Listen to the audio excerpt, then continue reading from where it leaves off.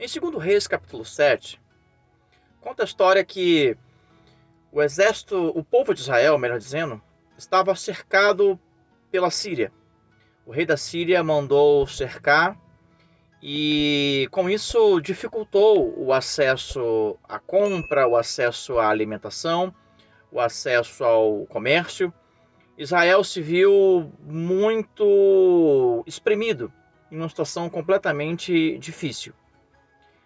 Ao ponto que uma cabeça de jumento, por exemplo, custava um absurdo, um preço assim exorbitante.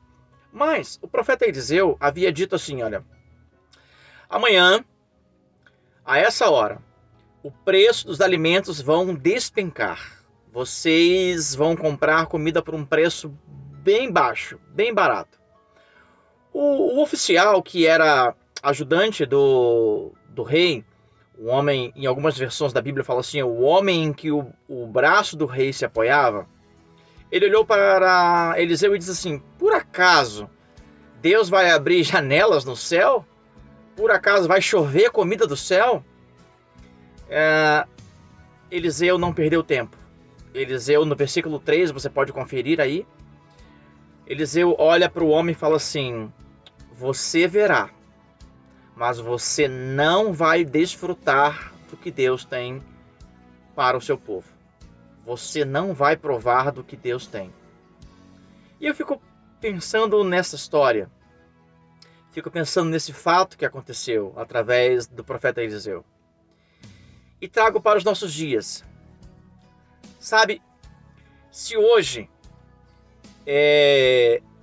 alguém se manifestar de maneira contrária à fé, de maneira contrária às verdades sagradas, de maneira contrária ao que Deus tem dito ou deseja fazer pelo seu povo, e alguém, um líder, um pastor, se levanta e ele diz assim, olha, você verá, mas você não vai desfrutar. E detalhe interessante, é que quando aconteceu, esse oficial, ele foi organizar a fila.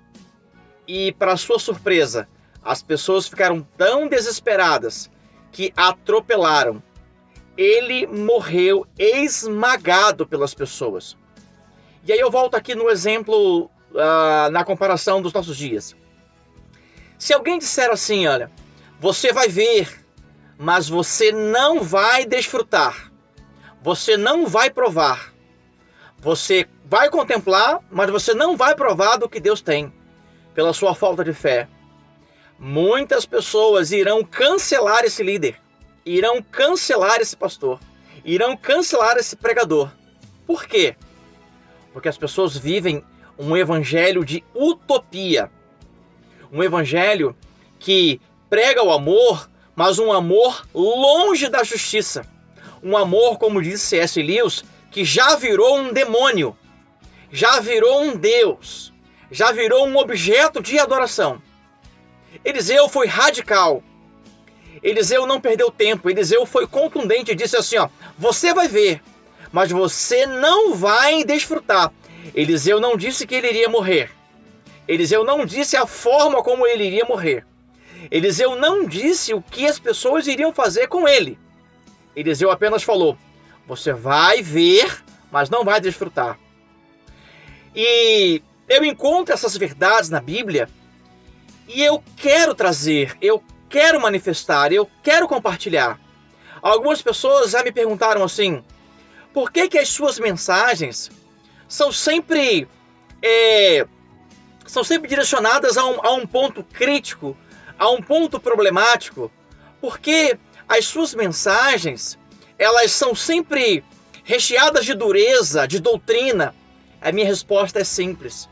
Eu não vivo de likes, eu não vivo de curtidas, eu não vivo dos conteúdos que eu produzo. Estes vídeos que eu faço, esta mensagem que eu prego, é para alertar, para falar das verdades sagradas, para apresentar o que outras pessoas não conseguiram enxergar, ou elas não têm coragem de enxergar, ou não têm coragem de falar. Essas mensagens que Deus coloca em meu coração são para servir de alerta, são para servir de apoio, de cuidado, para nós não enxergarmos o Senhor de uma maneira que ele não deve ser enxergado. Sabe? Deus não é o nosso coleguinha. Deus não é o nosso amiguinho. Deus não é o nosso companheirinho. Deus, ele é Senhor. É o eterno. É o Criador dos céus e da terra. Ele deve ser temido. O salmista disse assim: eu odeio aqueles que profanam o seu nome. Deus é alguém que deve ser temido. Deus não precisa ser defendido, mas o seu nome deve ser honrado, deve ser louvado, deve ser celebrado. Então, eu quero dizer a ti, tenha coragem de ter uma fé radical. Tenha coragem de ser radical contra as pessoas que se manifestam contrárias à fé verdadeira, à fé bíblica. É preciso ter coragem. E quando eu tenho a coragem de manifestar a minha fé e o meu repúdio contra aqueles que se manifestam contra a verdade de Deus, eu estou sendo aquele que obedece. E obedecer às Escrituras, obedecer a Deus, é estar indo na direção contrária ao mundo. Nós fomos chamados para sermos a Igreja de Cristo. E a Igreja de Cristo, ela é contrária a todos os posicionamentos mundanos. Que Deus nos abençoe. Que Deus tenha misericórdia de nós. Um forte abraço e um beijo em seu coração.